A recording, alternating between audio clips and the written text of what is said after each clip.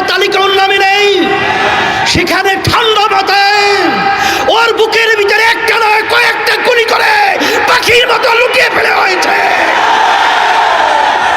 আর সেটা আমরা বসে বসে দেখব, আর সেটা আমরা সহ্য করব? এটা হতে পারে না, হতে দেওয়া যায় না। এর প্রতিবাদে রাস্তায় নামতে হবে। খুনিদের বিচার বাংলার জমিনে করতেই হবে।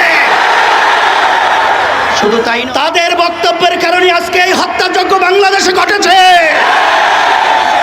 আপনারাই আপনাদের সন্ত্রাসীদেরকে উচকিয়ে দিয়ে আমার নিরীহ ছাত্রদের উপরে, ছাত্রীদের উপরে গুলি করে, রান্না চালিয়ে, তাণ্ডব চালিয়ে বাংলার ইতিহাসকে কলঙ্কিত করেছে।